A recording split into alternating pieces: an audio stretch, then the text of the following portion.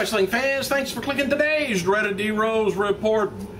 As noted before, independent wrestler Ricky Reyes, he received a WWE tryout last week at the tapings, and he was one of the wrestlers that got squashed by Ryback on SmackDown last week. Anyway, there was a lot of people backstage talking about Reyes and how good he was. Not in that, but in he had another match, a 15 to 20 minute tryout match before the tapings with Tyson Kidd that blew everyone away, I guess. And of course, Kidd's a good wrestler too. William Regal was putting Ray over big time to the WWE officials, and no word yet whether he's got a contract offered to him or not, but there's a lot of people in the company expressed by him. And I think I told you yesterday, good old Jillian Faye Fletcher. No. How about Jillian Hall? 31. She was arrested April 23rd, Orange County, Florida, on charges of battery, domestic violence. The one-time WWE Diva champion since then announced during her via Twitter that she is separated from her husband of 2 years, Mike Farrow, for all, I guess. Anyway, she says, as most of you already assume what's going on with me recently, some really horrible things have happened, and Mike and I have separated. She wrote that the news of the negativity has been very hard on me, but this time is healing. She says, I'll be me very soon. She also tweeted a photo of her tattoo featuring her husband's name, which she dubbed Tiny Mistake, LOL. And by the way, if you want to see a mugshot of her, if you go over to my Facebook page, which is under, it's DARREL-ROSE, Rose. And anyway, you can see what she looked like. But let me warn you, I'm telling you, don't do it. But if you do it, check out her mugshot. But this is the morning. Oh, she didn't have makeup on.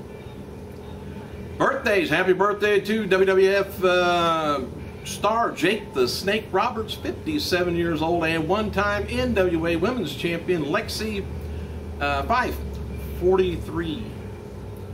All right, WWE's new primary goal is TV ratings and their various TV products. And the change in directions has been in the making for some time now and comes straight from Vince McMahon.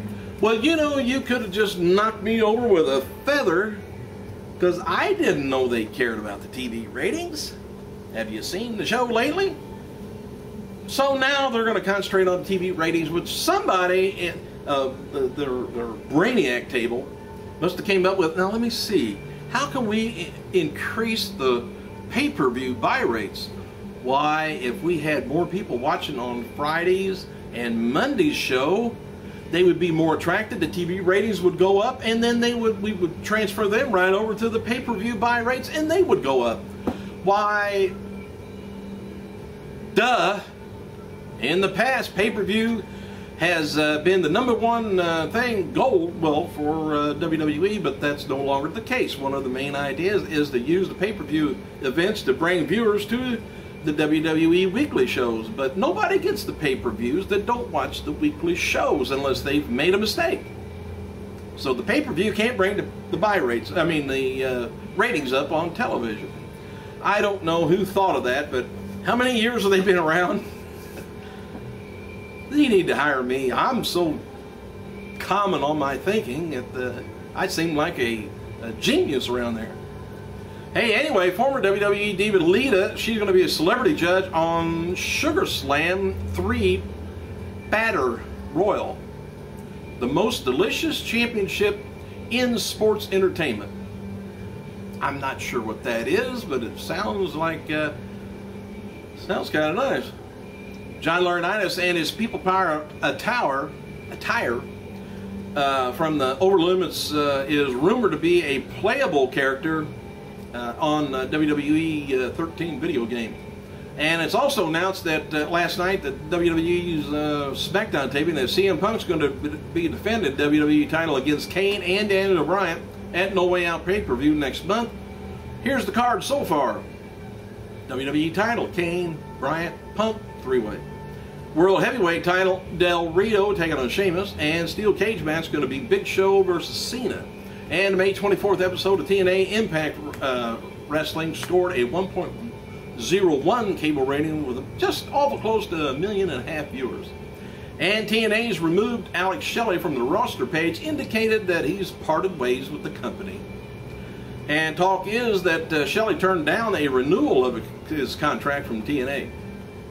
I don't know if any of that had to do with the things being leaked out about wrestler contracts over TNA to WWE, or whether it really happened. But I guess he's gone maybe as far as you can go in TNA. This week's MLW's Konnan show, presented by the Masked Republic's LuchaShop.com. Konnan had a lot to say about the erratic nature of many of wrestling top stars over the years. He even revealed for the first time that he himself suffers from manic depressive disorder. Hell, I think I've done that for years, but I've never told nobody. He said, when I was 16, I got arrested, and then they sent me to a psychologist to see what my problem was. And those probably might have just been mean. And they said I was a manic depressive, and I got scarred because I heard the word maniac. What am I, a maniac or something? But, well,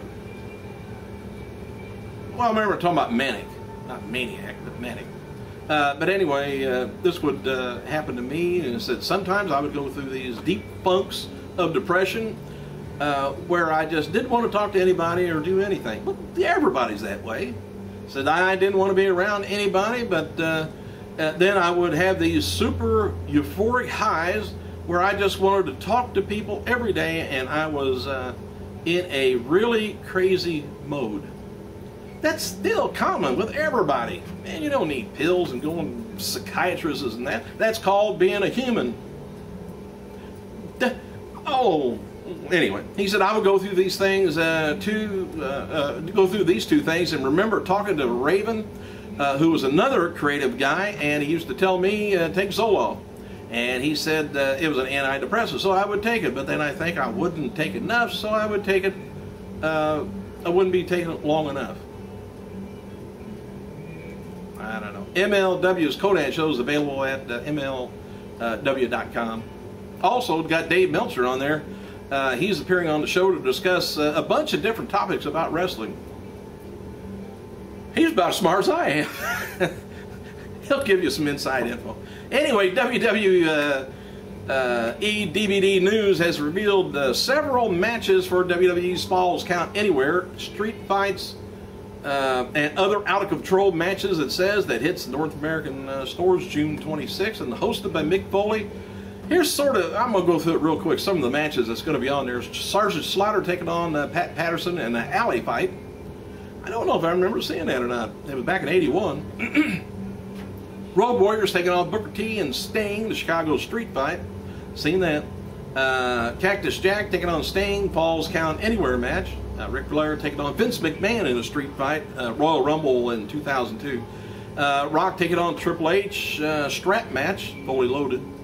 And Triple H taking on Shawn Michaels, unsanctioned street fight at SummerSlam 2002. And Jake's, well, I already told you about Jake Snake's birthday. Hey, Shane McMahon, his You On Demand company, will begin publicly trading on the NASDAQ market. This could be a heck of a big money input for him.